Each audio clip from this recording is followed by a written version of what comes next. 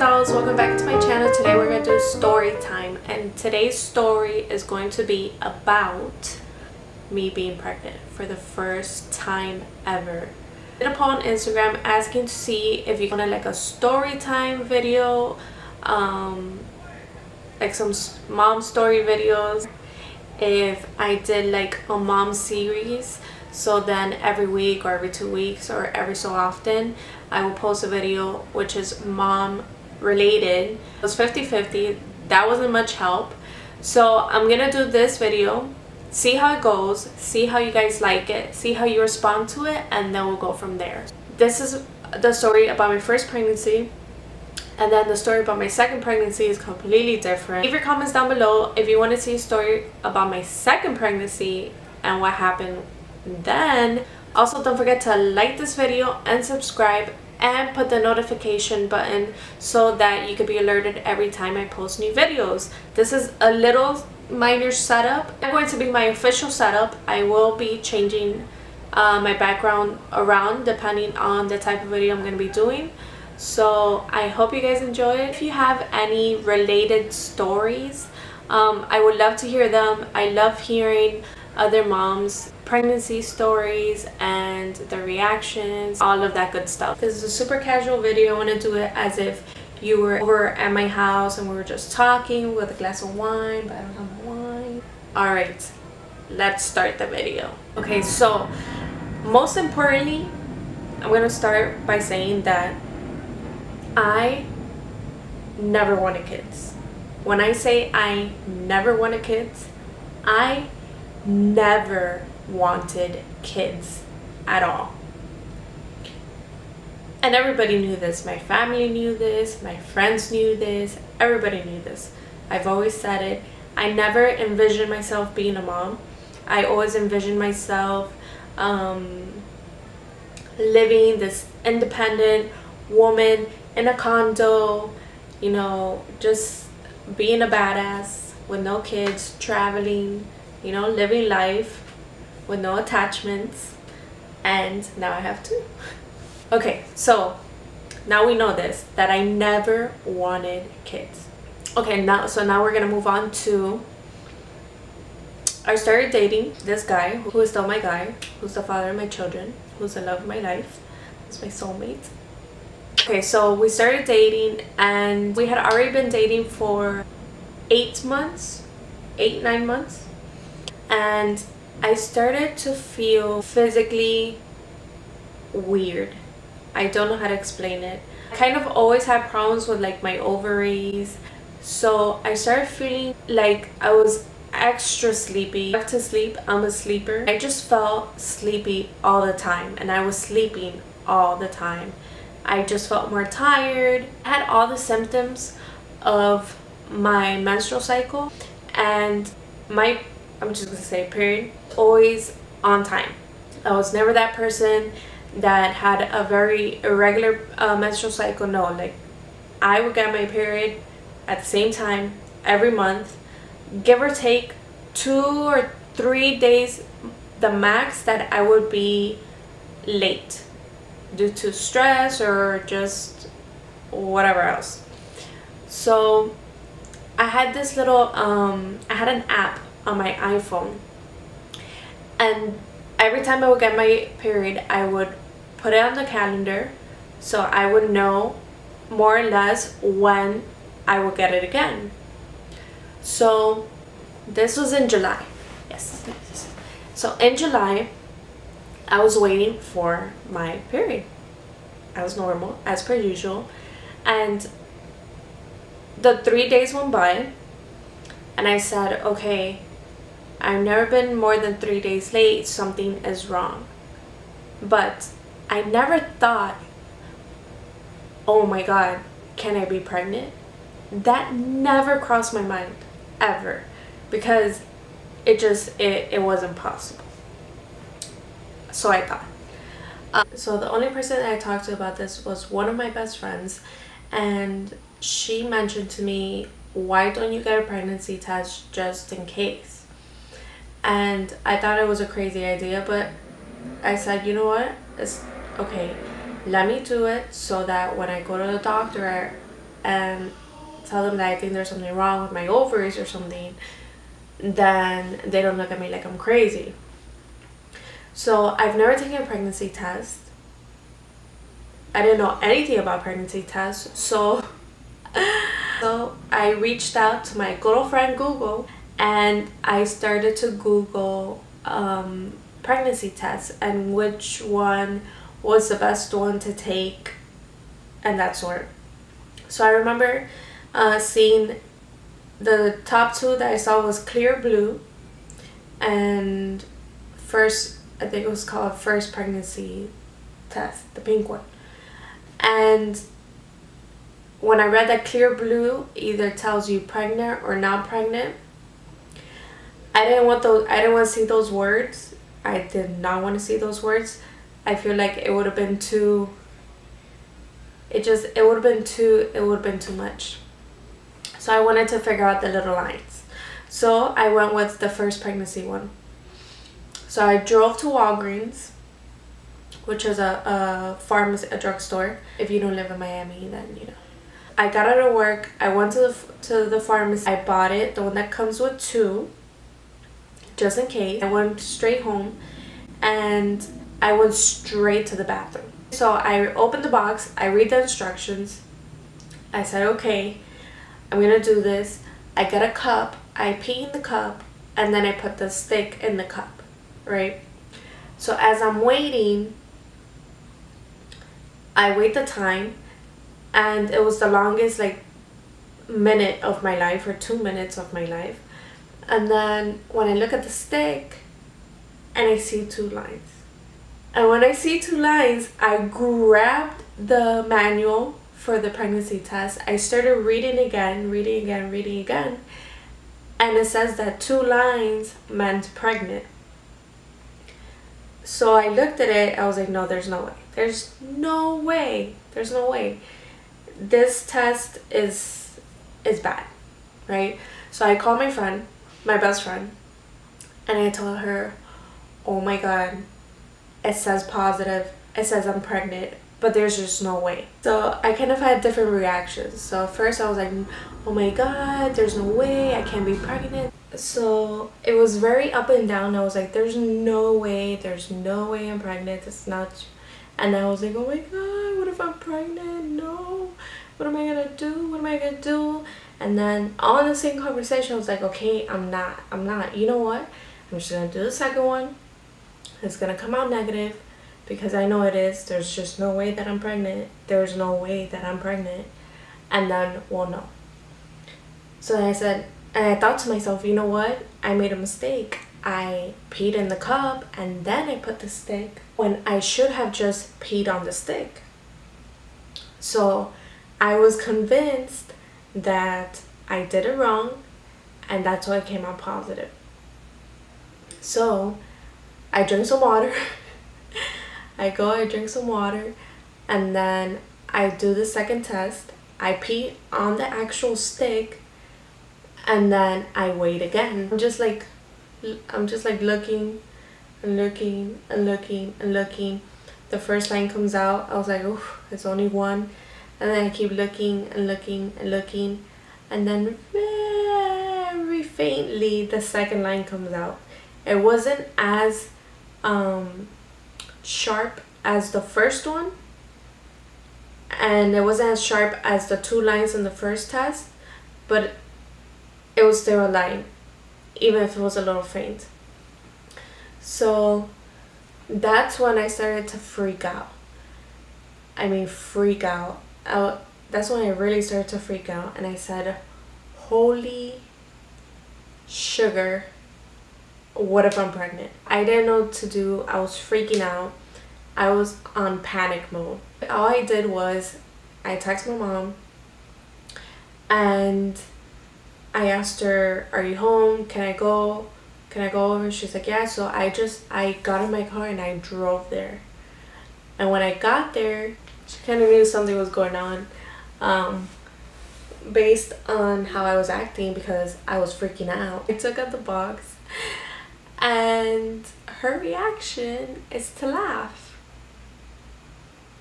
So I'm here freaking out, pacing back and forth, not knowing what I'm gonna do, still in disbelief, still telling myself there's no way I'm pregnant. Like, I know it's something else. I know there's something wrong with my ovaries. This is why I haven't gotten my period. Something medically wrong with me, and it's not me being pregnant. It's not. And you know, she was laughing. She was like, calm down, just relax and breathe. I was like, relax? How am I gonna relax? There's no way I can relax. I'm not relaxing. This is not a relaxing time. There's a panic time. She said, if you are, you are. And I said, no, but I'm not. So then she said, okay, you have to tell your dad. I said, what? My dad? I'm not telling my dad. Are you crazy? There's no way I'm gonna tell my dad. So then she said, okay, just call him and it'll be fine. So I call him. I'm like, hey dad, how are you? How's it going? Oh, how's work? Good? Okay, bye. That was it. I couldn't do it. I was like, no, there's no way. There's no way. So I hang up, and then she says, no, you have to tell him. And I said, okay. Round 2, I call again. Hi dad. And he's like, okay, what's going on? I said, oh, you know, nothing. I just went to see what you were doing. And he said, okay, no, just tell me. Whatever it is, just tell me. So then I start crying. I'm crying. And then I tell him I'm pregnant. I told him I think I'm pregnant. And then he starts laughing. And I literally felt like I was being pranked. For sure. I was being pranked because I didn't understand why everybody was laughing while I clearly was panicking. So my dad laughed and he said, okay, so what? Like, if you are, you are. And I said, but that's not the point. So then he says, okay, now you have to tell David. David is my honey bear. So then I said, no, there's no way. There's no way I'm gonna tell him. He's not gonna know. He's not gonna find out. Because no. And so he said, no, you have to tell him. He has a right to know. And whatever decision is made, he needs to be aware. So he said, you're gonna call him and you're gonna tell him tonight. I was like in a twilight zone. I felt numb. I knew it couldn't be true. I didn't understand how this went from me thinking there was something wrong with my ovaries to now the possibility of me being pregnant. It was so surreal. So I didn't even call him. There was no way I was gonna call him. Oh, actually no, I did call him. I called him and he just heard like the sound of my voice and how I heard and how I sounded. He's like, is everything okay? I was like, yeah. I mean, no, like I'll just, well, you know, we'll talk tonight. I'm pretty sure he thought there was a death in my family based on how I sounded. I went back home, and then that day the Heat was playing. I think it was actually one of the playoff games, and he's huge on sports. Like he can't miss any game for any sport. So I was like, okay, I'm gonna let him watch the game, and then once the game is over, I'll tell him. So he comes over, and like under my covers crying while he's watching the game, and then I'm holding my breath because I know at some point it's gonna end, and then I'm gonna have to tell him. And I was so the game ends, they win, he's jumping up and down, he's like, ah, and I was like, oh, now I gotta tell him. I'm just crying, and then he's like, okay, tell me, like, what's wrong? And then I grabbed the test and I threw it at him, and I said, this is what's wrong. I can't believe this. He's like, you're pregnant? I said, what do you think it looks like? That's what it says, but I'm not pregnant. So that was that. And then my mom told me, okay, we have to confirm it. You'll do the blood test, and then we'll know for sure. I'll do the blood test. It's gonna be more accurate, and then I have nothing to worry about because I know it's gonna come out negative, and I'll be fine. Everything will be fine. Everything will go back to normal. I did the blood work, and I remember it was I believe I did it on a Thursday or a Friday, and it was a Sunday. My mom had direct contact with my doctor. She got the results. She knew what it was. So she calls me and she says, "Are you sitting down?" And I said, "Just tell me." She said, "It's positive." I was just speechless. And I said, "No, there's no way. It's not positive." So you know what happened? They must have mistaken my blood work with somebody else that was there, and they're pregnant, but I'm not. You guys, I was in denial. I said there is no way that I'm pregnant. There is no way. So I said that's what happened. And she was laughing. She was like, "No, that's not what happened. You did the test. The 2 sticks came out positive. You did the blood work. The blood work is positive. This is it. You're pregnant." I said, "No, no, no, no, no, no, no, no, and no." So then she said, "Okay, we have to schedule the appointment with your gyno, and then they'll have to do an ultrasound, and then we'll go from there." So I once again said to myself, okay, the blood work wasn't accurate, so the ultrasound will be really accurate. Like, there's no faking it there. It really is, I'm pregnant or I'm not pregnant. So I went to the visit. I was at the visit with my mom and David, and I was so nervous. So they did the ultrasound, and once they do the ultrasound, there's a big screen, right? She does the ultrasound and she's like, "Okay, here are your ovaries," and there was it was a baby. There was a baby. It looked like little bean. Yes, it is, ma'am. Oh, okay. So it's transvaginal in the first trimester. Mm-hmm.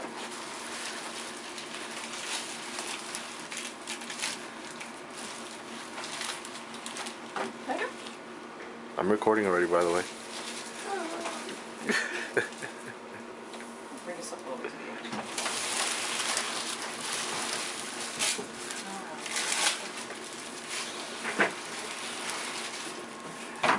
It's really dark. Breathing, remember? Yeah. Just keep breathing. You nervous? A little bit. Oh, I'm really nervous. please don't pass out. You're too big. No, I'm not going to. Don't worry. There you go. That's not. I don't see it. Oh.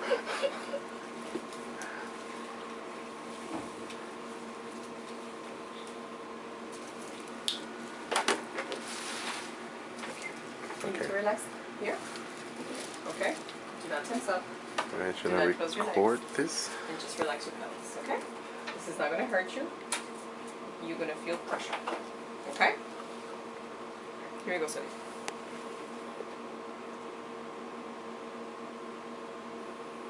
That's it. You did great. And here's your bean.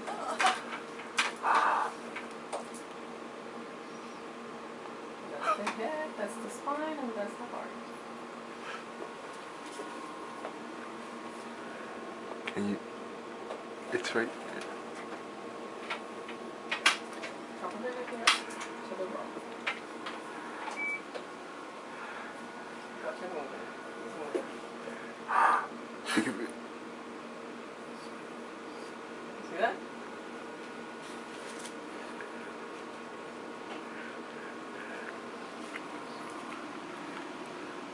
ball You status. see it's moving?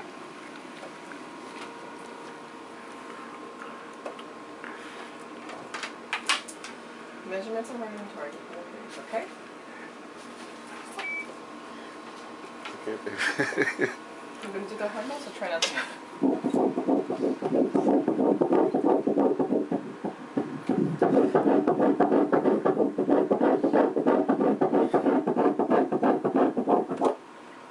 So let your baby's heart. Perfect. 186. Perfect.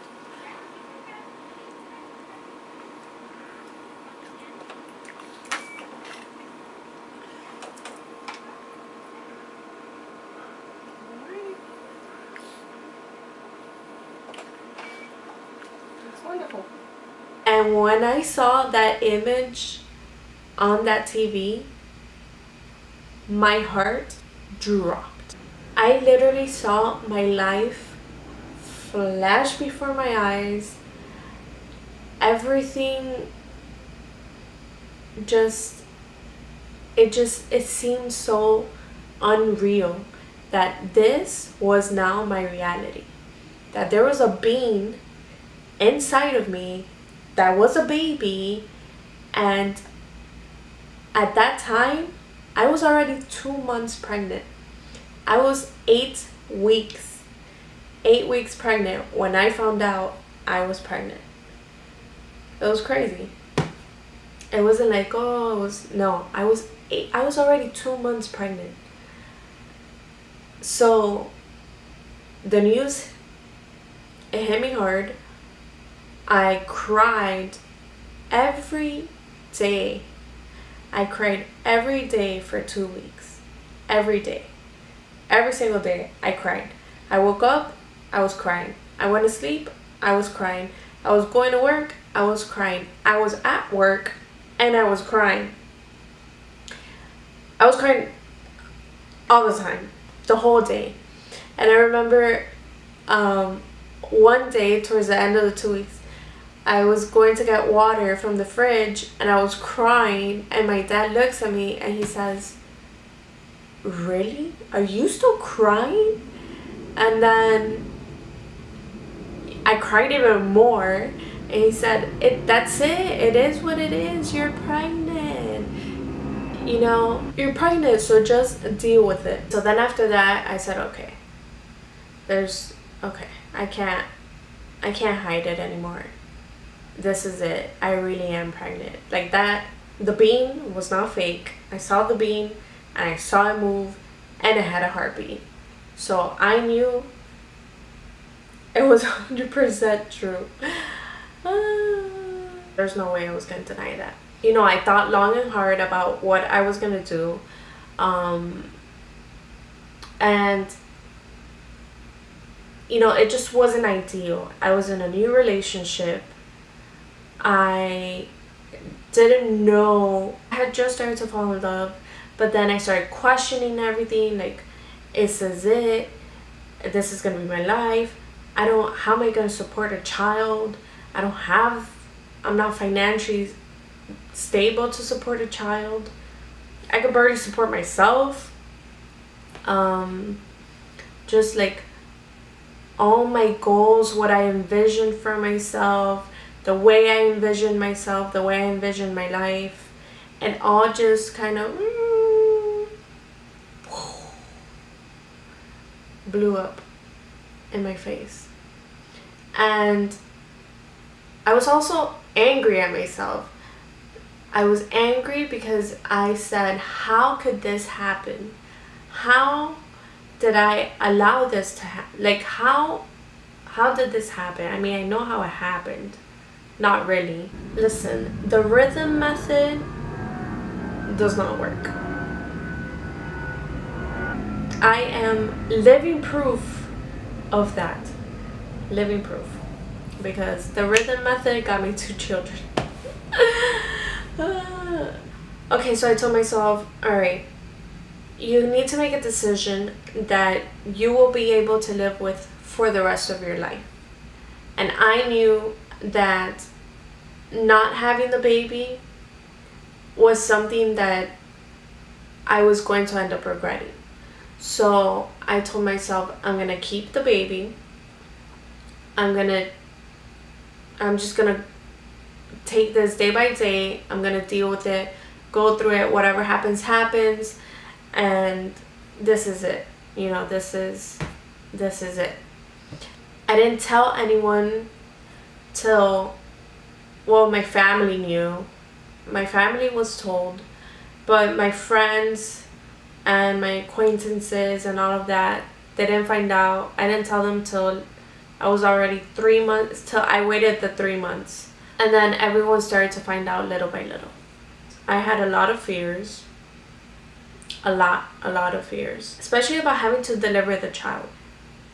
I could not envision a baby coming out of my vag. There's just no way. There was no way. So I was just praying that if there was somehow, some way, a chance that I could just close my eyes and go to sleep and wake up and then the baby was there, that was my ideal delivery. Okay, wait, I'm getting ahead of myself. I remember hearing that if I wasn't attached to my pregnancy in the beginning, I will eventually get attached to my pregnancy. And it really wasn't until the end of my pregnancy that I started to somewhat get attached to my pregnancy. So I know they said, you know, talk to the baby listens to you, the baby can hear you, the baby feels you, whatever you feel, the baby feels. And I felt so awkward to talk to myself and my belly, because I don't know. I couldn't do it. I couldn't talk to my belly. I couldn't talk to the baby. I was just like, no, it's in there, and that's it. So it wasn't until the end of my pregnancy that I kind of started to be like, okay, you know, that I'm having a baby. I had already found out it was a boy. So I'm gonna have a boy. I chose a name. When I started thinking about names, I had a couple of boy names in mind. But the second I found out it was a boy, the name it literally just came to me at that moment. And one of the names that I had chosen was Lucas. And the meaning of Lucas is light and enlightenment. And so I knew once they told me it was a boy, I knew that he was Lucas. I had a very difficult pregnancy. He was a very big baby. David is huge. He's 6'2" or 6'1" or 6'2". And I was very petite. Very, very, very, very petite. So here I am, this petite girl with a big baby. I knew that I wasn't going to have a natural delivery because, you know, throughout the pregnancy they measured the baby to see how big the baby is and things like that. They measured the circumference of the head of the baby to see how big the head is. So we were able to know that the baby's head was too big for my pelvis. So I wasn't going to have a natural birth. I was scheduled to do a C-section. That was the best way for me to go, just to be safe, which I was perfectly fine with. But at the same time, now I had this fear of, now I'm going to have to go through a surgery and fully awake, going to be completely aware of everything that's going on. So it was very easy to go back on panic mode. Soon after I found out I was pregnant, I think it was like 4 months, I got dehydrated. I ended up in the hospital. I was getting some pain. It felt like cramps and they were kind of getting strong. So I called the doctor. The doctor said, go to the hospital. Just go to the hospital. I said, okay.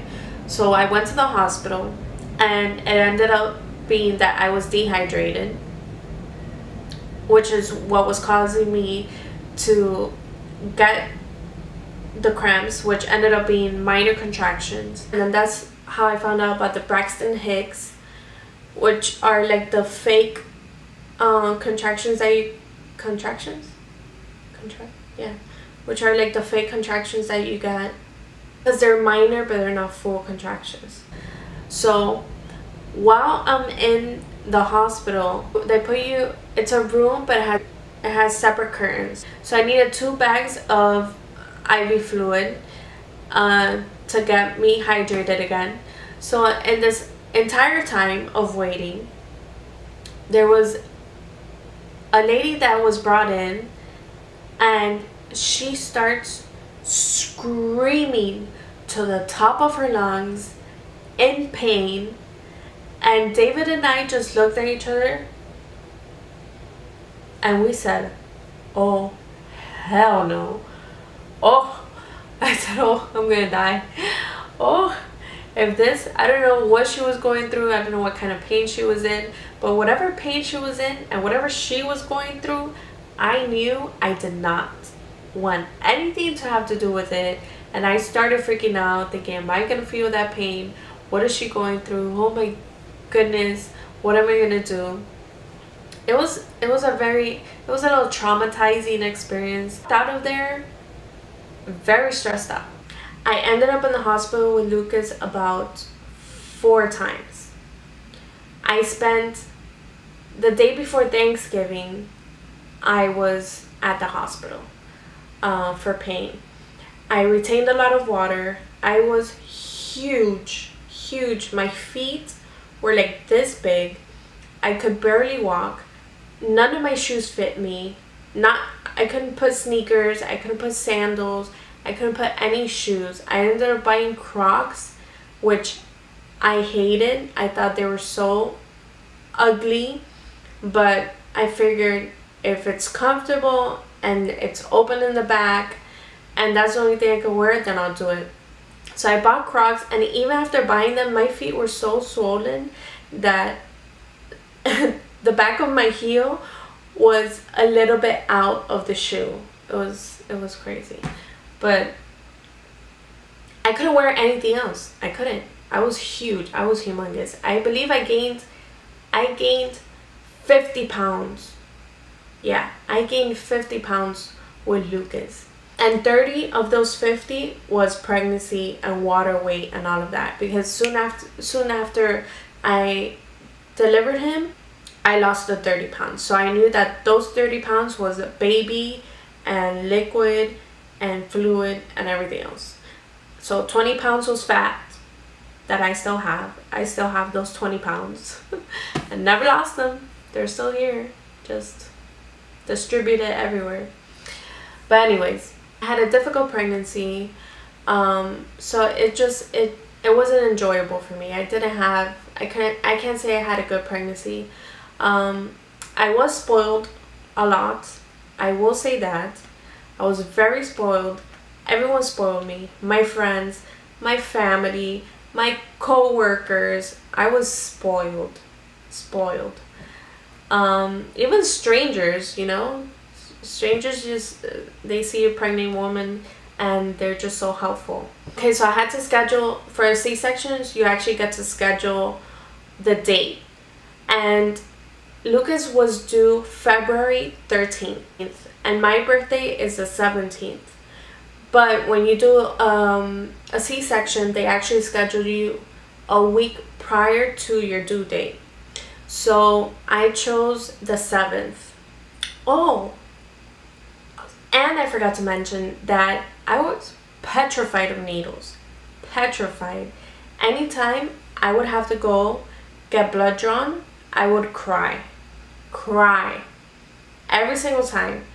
Somebody would have to hold my hand. I would hold the nurse's hand, the medical assistant's hand, anybody's hand.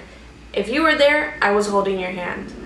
Because I hated needles. I still hate them. But I got poked so many times throughout my pregnancy that I kind of got used to them a little bit. The day of the C-section, I have to put the IV, and I was already freaking out about the IV, but they put the IV, and then everybody comes in to talk to you. Everyone. The nurses, the anesthesiologist, the nurse assistant, I don't even know. So many people coming in to talk to you and explain to you the process, which is great because, you know, you want to know what's going to happen, how it's going to happen, and what's going to go on. But I didn't want to know. Because the more I knew, the worse it was for me mentally, because again, I go on panic mode. The nurse comes in and she explains to me how the C-section is going to be. I'm going to walk to the room, and then they're going to put the epidural, and then they're going to lay me down, and then all of that. I started panicking and I started crying, and then the second nurse comes in, and then they start telling me, and then they realized that they couldn't tell me. So by the time the anesthesiologist walked in, they told them, do not say anything. Nobody, one of the nurses said to anyone that was going to walk in to see me that they couldn't say anything about the surgery and the delivery or anything, because they just needed me to be calm.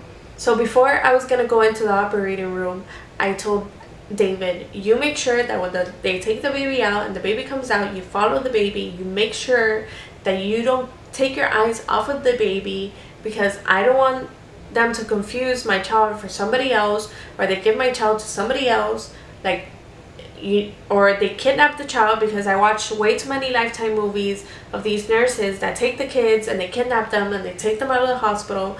So I told them, you make sure that you keep your eyes on that baby. Oh, I'm recording.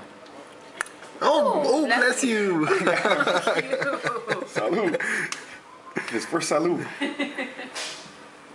You took the picture, Felix? Yeah. All right, good. I'm sneezing. You can send it to me. Lucas. Lucas. Yeah. Thank you. So once I go into the room that I actually walked into, I had a panic attack, and I started hyperventilating, and the nurse grabbed me. She said, just hug me, you know, you can't move, we have to do the epidural, you just have to make sure you do not move, because I don't want to be paralyzed, you know, after all of that. So the nurse just told me, you know, just give me a big hug, just hug me, squeeze me, whatever you need to do.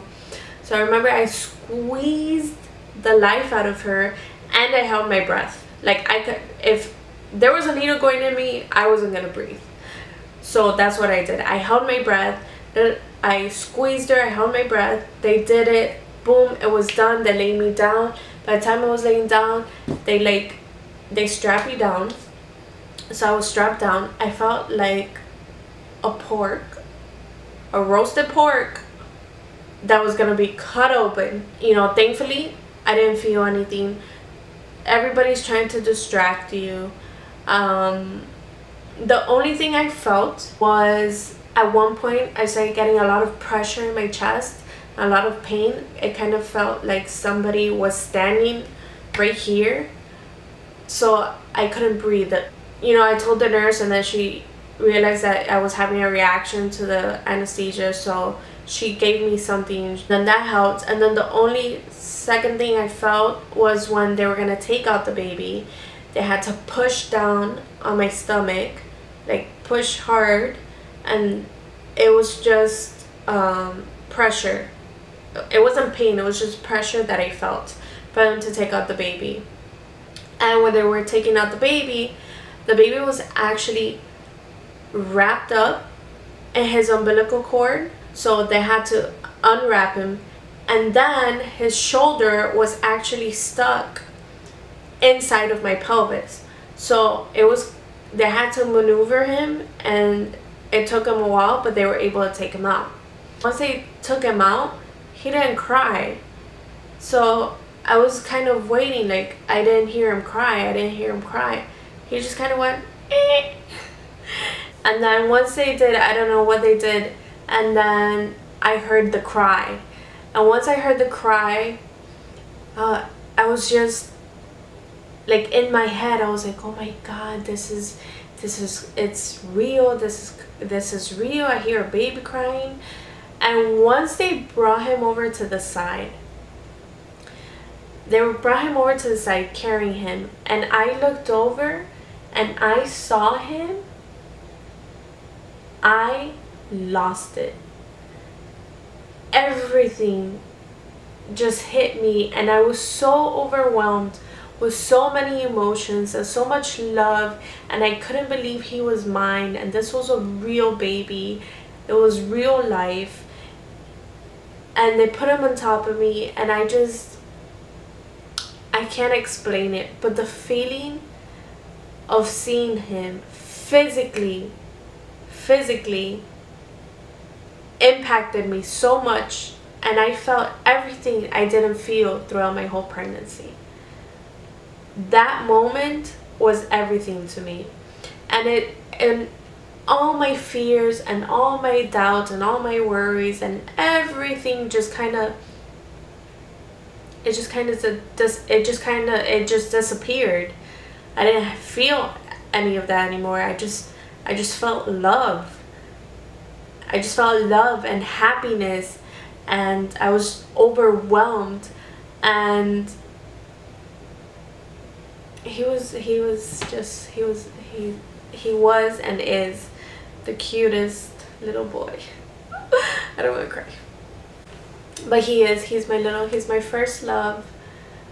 He's my first little love, and he's perfect, and he did have a big head. So I'm glad that he really was a C-section.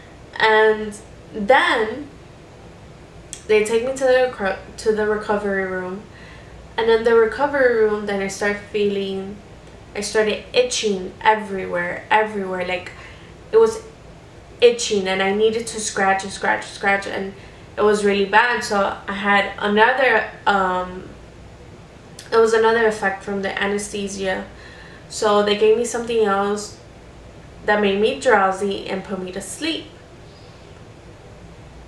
Lucas was born at 12:20 in the afternoon. I was only supposed to be in the recovery room for, I believe, 2 or 3 hours. So I remember kind of like dozing in and out, like opening my eyes, closing my eyes, opening my eyes, closing my eyes. And at one point, like, I opened my eyes and I was forcing myself to really wake up, because I felt like I had really been there for a really long time. And when I asked David, like, where's the baby? Why am I still here? Why am I not in the room? What's going on?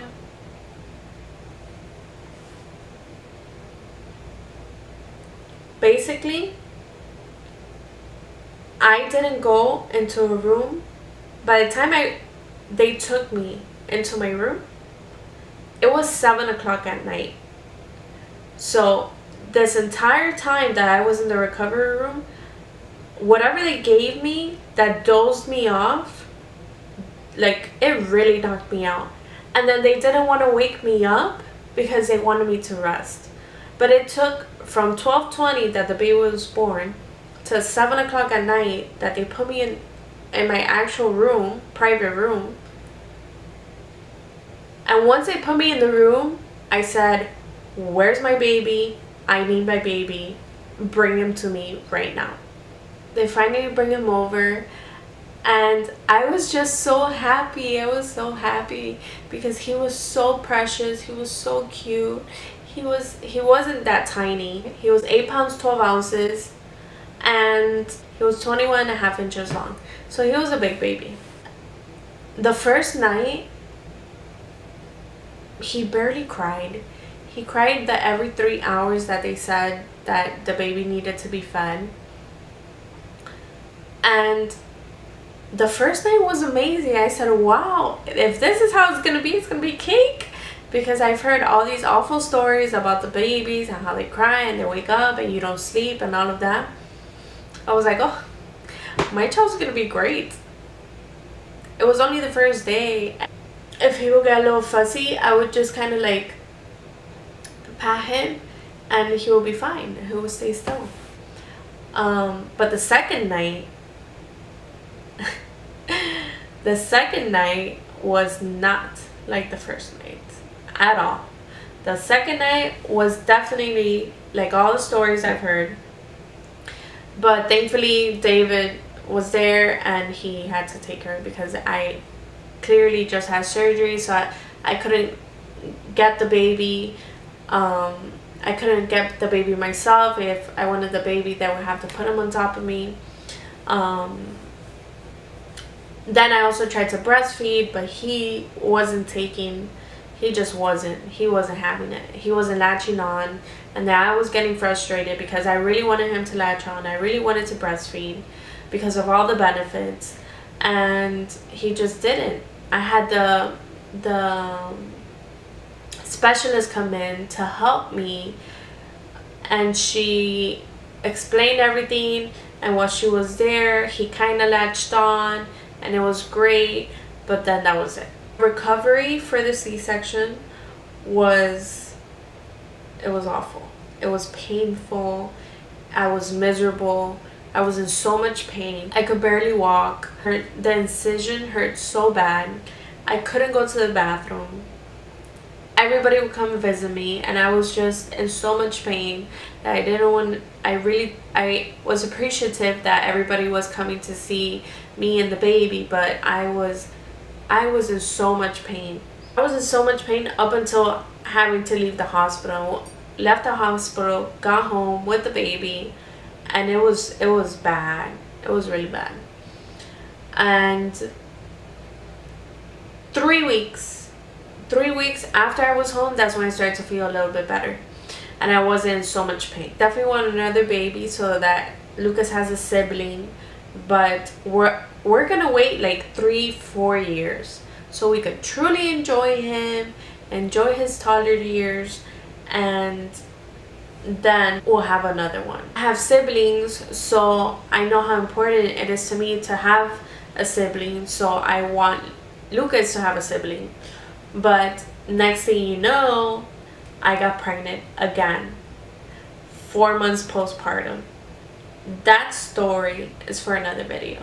Part of the reason to why I also wanted to do this video was because I wanted any woman, mom to be, pregnant mom at the moment, that doesn't connect with their pregnancy, doesn't connect with their baby, and feels horrible.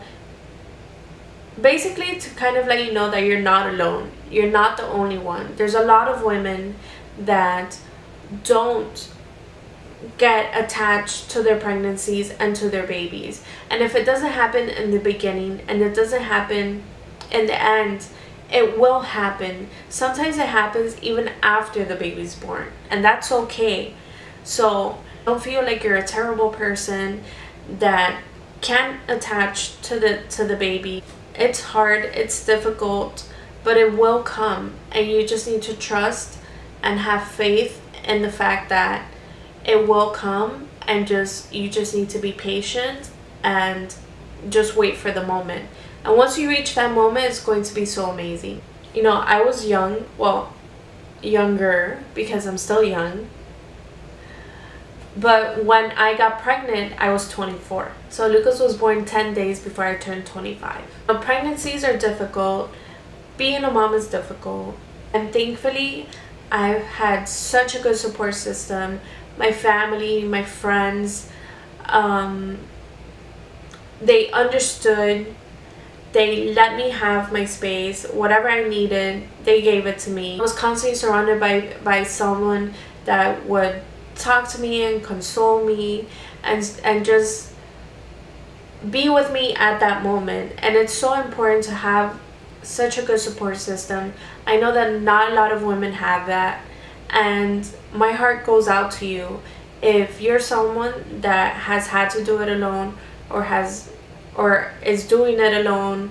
I hope that maybe even by doing this, you can have some sort of support system, even through my channel. If you want to reach out to me personally and talk to me about your situation, and you kind of need advice, or you just need a friend, or you just need some kind of support, like, I will be here for you. I also want my channel to be a lot more than just beauty and fashion and lifestyle. I want to have true purpose. I want to have something meaningful, and I want to help people, and I enjoy helping people. So if I could somehow help you through this video, feel free to reach out to me. Write to me on Instagram, send me an email, send me a message. I'll read it, I'll write back to you, and I'll be there for you. We need to help each other and help one another grow and succeed, and just feed light and love and positive energy to everyone and to the world, and most importantly to yourself. To yourself. I hope you enjoyed this video. Don't forget to like this video and subscribe if you haven't already. Follow me on Instagram at glamourbyS_. I always post prior to me posting a video or filming a video. And I can't wait to see you in the next one.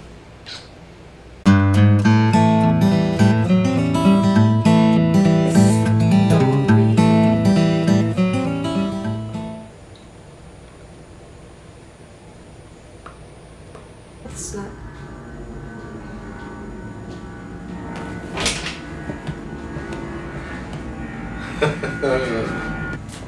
You know this is live. No, it's not. Yes, it is. I'm just kidding. You gotta need warming.